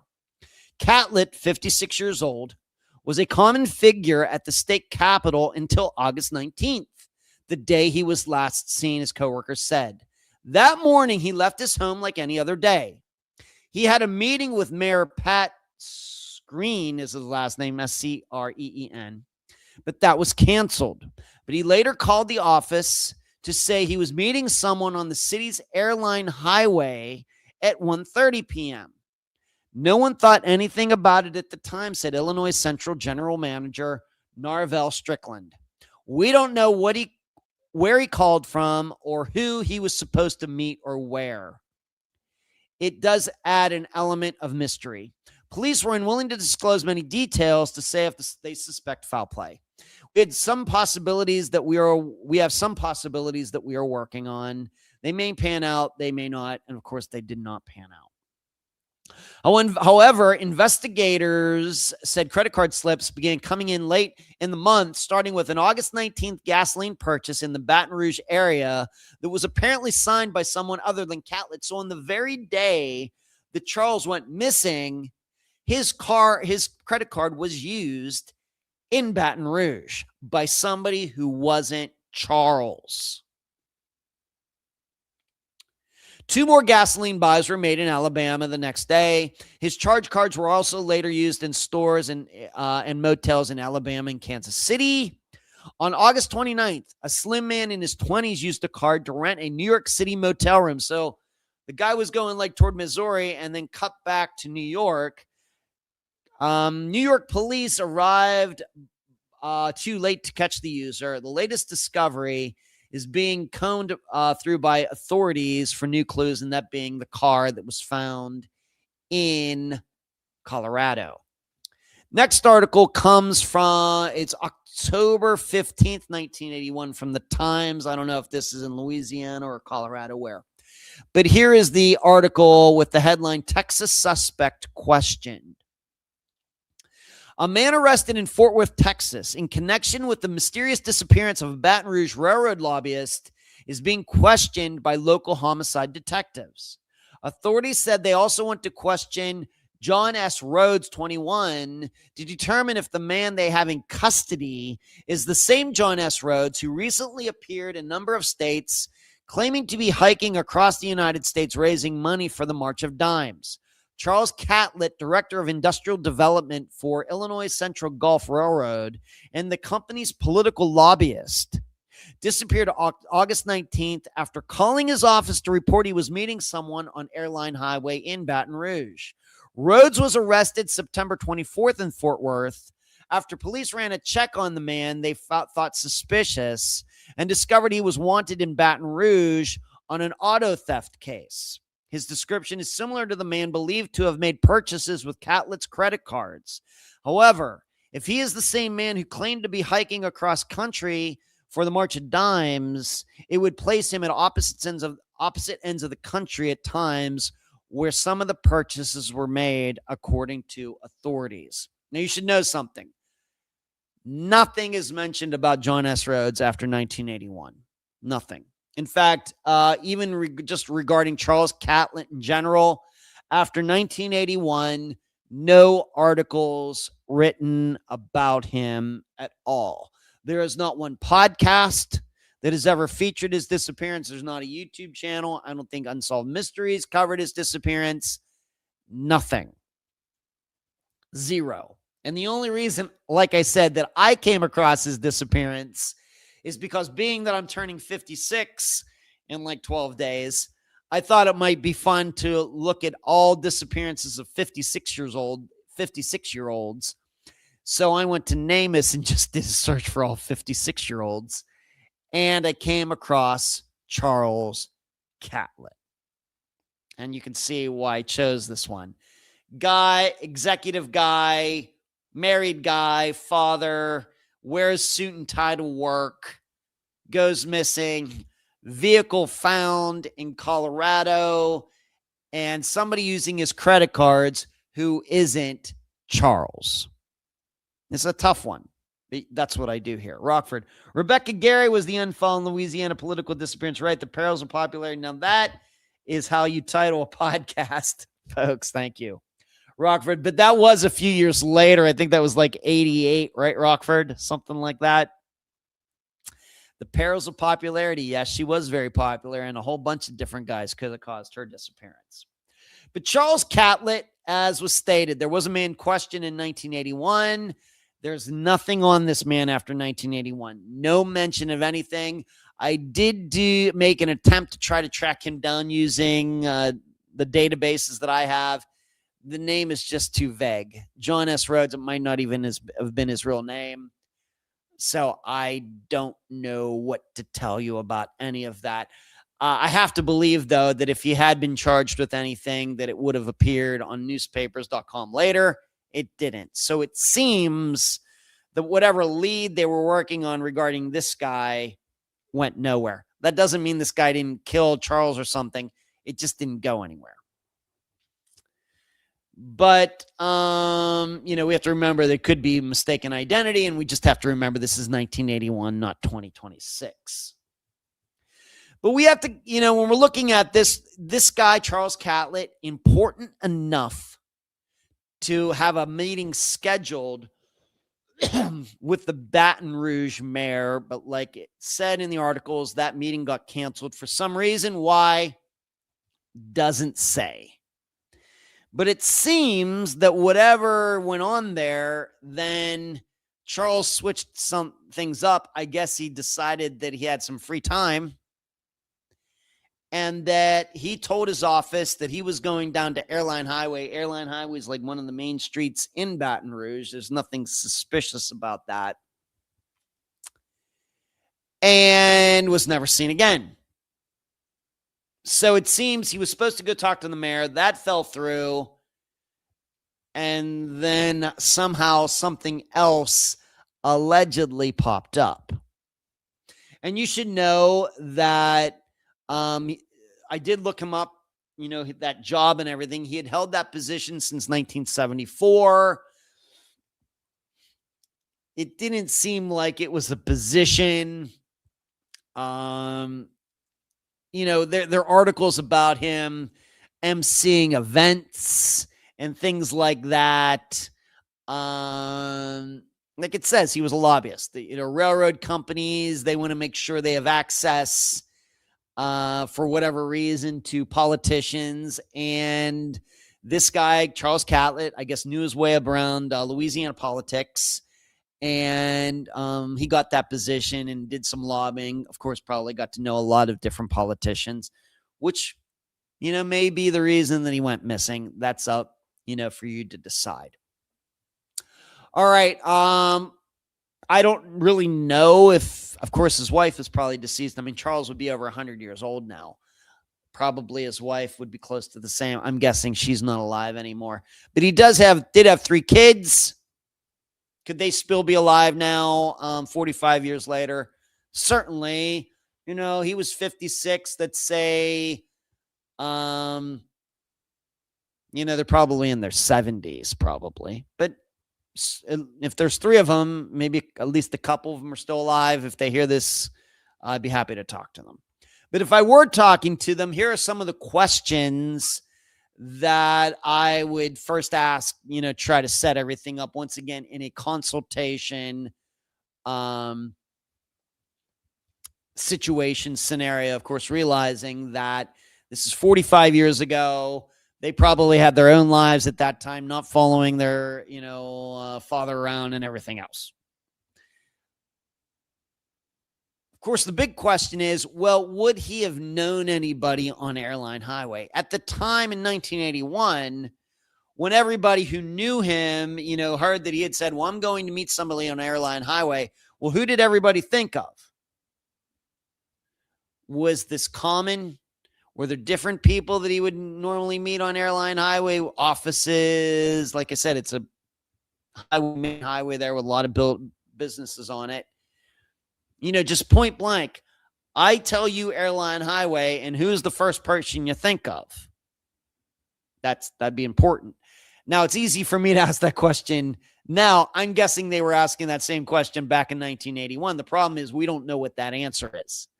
I need to know what that answer is to be able to make a good assessment of this. We also have to try to figure out, why did he just give the street?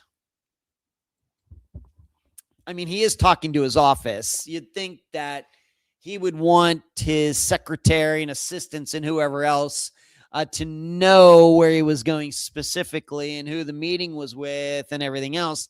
It seems all he did was saying, I'm going down to meet somebody on a street. When I hear somebody do that, that sounds evasive to me. That means to me in my life, of course, it hasn't happened a lot, but when you just think of, they don't say, well, I'm going to meet John Smith. They instead say, well, I'm going to meet somebody on Elm Street. That sounds a lot more weird, doesn't it? And shady. It's like the person wants to not be totally evasive, but they know they have to be at least a little evasive. Rockford, Louisiana politics can be a dangerous sport. Yeah, you got to have sharp elbows. On the other hand, my question is if there were any rumors that he had a second life or perhaps he enjoyed the company of younger men. Well, I'm going to get to that, Rockford. He's going to meet somebody on Airline Highway, but doesn't mention, not even address, doesn't mention a name. I think it's unusual. I think that's just not what people do in their normal lives, everyday lives, unless they're trying to be evasive. Would have to know, being that he was in the political community, was he having any problems? I didn't see any newspaper articles stating that there was any issues, that he was under investigation, anybody had any problems with him. There was no talk even after he went missing of any shenanigans with this organization or anything. But still, I'd have to ask, any issues in the political community with him? Also want to know, how often did he get to have a meeting with the mayor? Was this a common thing? And was it common for the mayor to kind of duck out on meetings with him or with anybody? Also, I'd want to know, how often was it that he would have a meeting scheduled, it gets canceled, and then all of a sudden he's going to some other meeting. He's so quickly able to rearrange something. I mean, I know in the work that I do, I'm going to talk to one person. Oh, that fell through. Well, now I can call this other person I've been meaning to call. It's like it's already on my agenda, but I can't get it done because I'm supposed to be talking to this future guest. Oh, that guest canceled on me. Well, now I can make this call, and I just always want to be busy. Maybe that's what this was. He was like, well, I've been meaning to go down to talk to this person, but I can't because I'm going to go see the mayor. Oh, the mayor canceled on me. Now I can go down and talk to this person. Could be. No idea if that's true or not.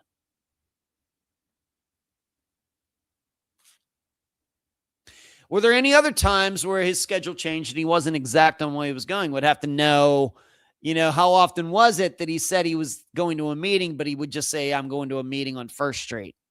I'm going to a meeting on Airline Highway.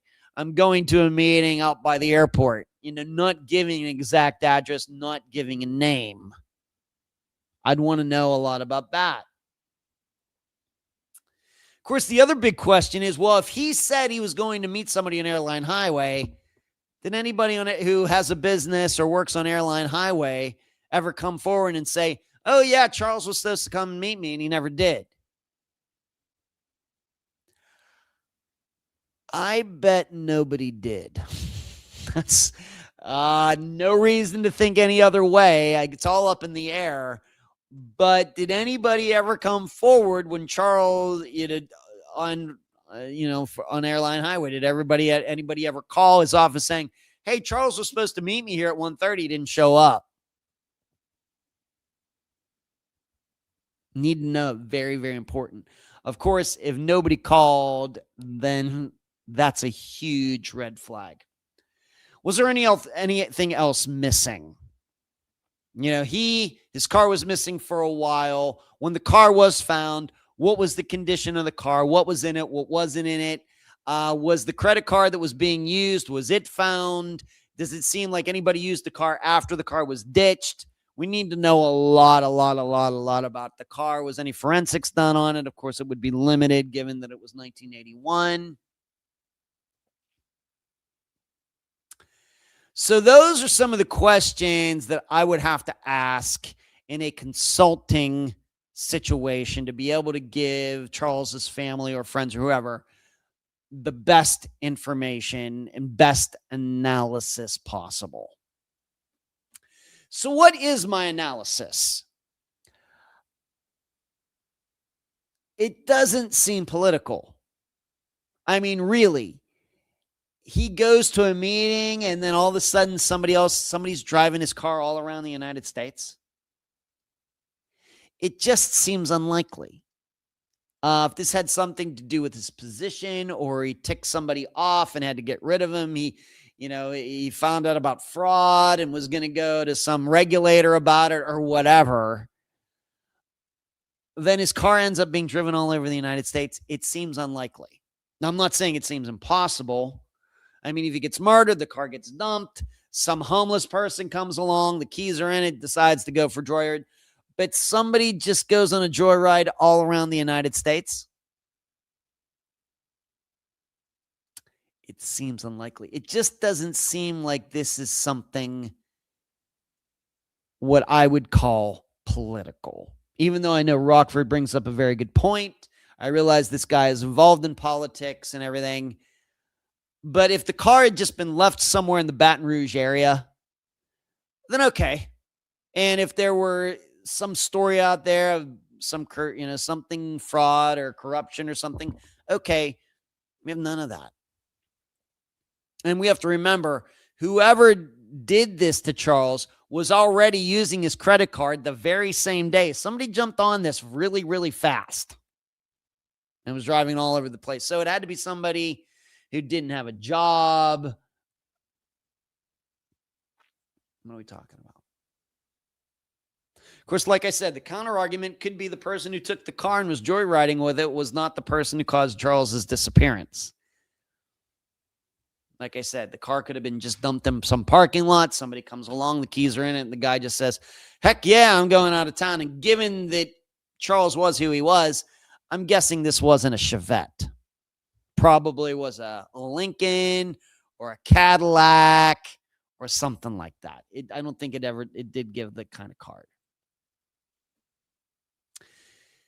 My analysis also, though, is that, all right, you take this car for a ride. You're using the credit cards, but then you go out to Colorado and you don't ditch the car. You leave it so it could be found. It would lead me to believe that who was driving the car around was not the person who caused the disappearance. That's the tough part about this. You would think,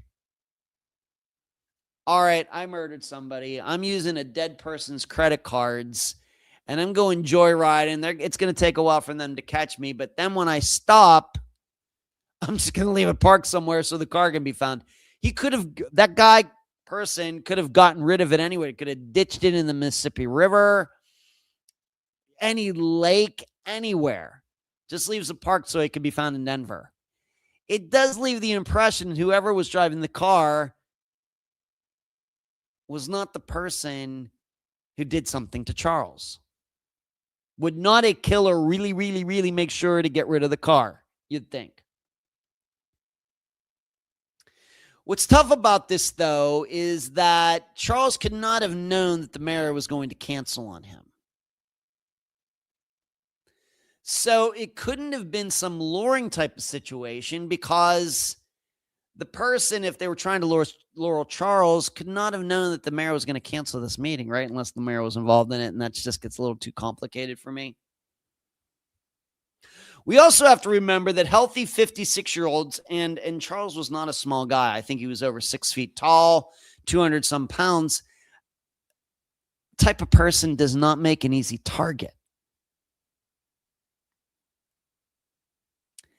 We also have to remember that disappearance like this is rare. For anybody to go missing and their car to be joyridden around the United States to then be ditched elsewhere and found, just like parked in a parking spot, easily found, is very, very rare. Of course, cars get taken and cars are staged and everything else. But 1,000 miles away, the car's just waiting to be found somewhere. Pretty rare. The car not hidden. Why? You killed somebody and you don't ditch the car. It could lead me to believe that the person in the car was not the person who caused the disappearance.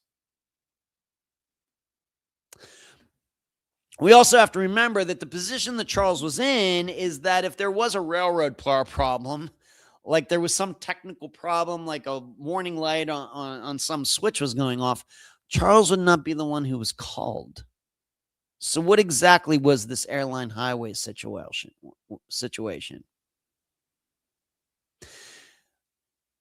It's also hard to understand. The car just happened to be found by somebody who was able to just drive it all around the United States without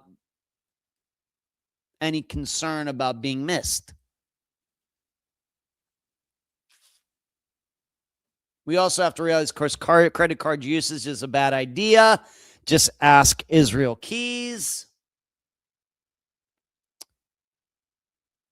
No, that's why Rockford theory makes sense. It was a last-minute thing. Okay.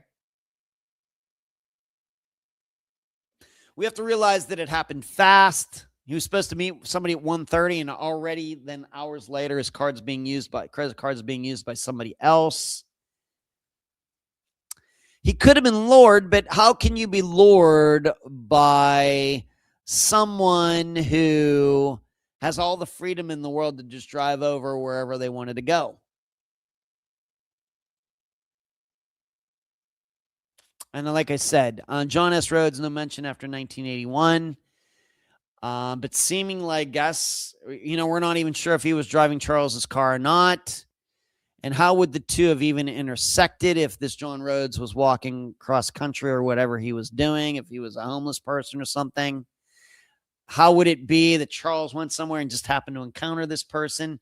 It seems unlikely. Very, very complex. But I will tell you, I think that, Rockford, being that he mentioned above, what did you say exactly? Let me see what you said here, Rockford. Second life, where perhaps he enjoyed the company of younger men. Me, I usually don't go to that. A lot of people made a big deal of that with like Stephen Kocher's disappearance. Well, he was in LDS and they don't like gay people, so he ran away because he was gay and everything. I've not even bought into that for even a millisecond. But I think we have to be open to that. I think we do. This does seem like a situation, like I said, he was supposed to meet the mayor. It fell through, and already he's lining something up. Didn't have to. Could have gone back to his office, could have gone home. Instead, he was very vague about going down to Airline Highway. I am going in the romance toward homosexual. I guess I have to. It certainly could be political, but if it were, then that would mean, like I said, somebody within the politics of Baton Rouge did something to him, and then somehow somebody else who just has all the time in the world gets to drive the car all over the United States. Whereas what seems more likely is that Charles might have had some dalliances outside of his marriage that were not straight, and hooked up with the wrong guy who was a kind of prostitute or something like that. Anyway, now how you would do that in 1981 in Baton Rouge, I have no idea. And I don't know anything about that culture, anything, even in 2026, nothing, zero. But that is the direction that I'm going with this. This seems like, all right, work fell through, time for afternoon delight. And Charles got taken advantage of by some drifter who killed him. And, it was all about sex of a certain type. Called maybe not even a bar, kept the number, could have. I don't usually go there either, not even in the Ellen White case, but this one strikes me differently, and I'm calling it like I see it. I think so too. I have to believe that Charles Catlett was going to meet another guy, and that guy killed him, and it was some drifter, homeless, out of work. He was going to meet at some motel on Airline Highway, and that's what happened. And the problem, of course, is the guy could have killed him, put him in the trunk of the car, and then dumped Charles anywhere around the United States. So I think that's where I am on this. Of course, you can look it up. Like I said, though, you're not going to find much. Nobody's really done any coverage of this. I don't think that his wife or kids were ever interviewed. Nothing. I've had to just piece this together through newspapers.com, NamUs, the Charlie Project. But this is a rare type of disappearance. I would put it in the, a league of their own category if I had to. Charles Catlett, 56 years old, 1981, Baton Rouge, Louisiana. I picked it because of his age, me turning 56 in 12 days. This Friday, I've already talked about it. Of course, you'll be hearing my interview with Eric where we wrap up the Atlantic series. I've run over for like the fourth week in a row. It's 6 after 11. Sorry about that. I need to do better of my time management. That's all I got for you. Keep your heads on swivels tonight or the rest of the week, forever that is. Do not become victims. Do not end up on my podcast. Shree, if you're still here, thank you for showing up tonight. Good to see you. Hope you're doing well. Thank you to the rest of you who showed up tonight. Charlie, say hi to your sons for me. Say hi to my sister, your mother, when you see her, and of course, your father, my brother-in-law. And we'll do this all again next Monday. Good night.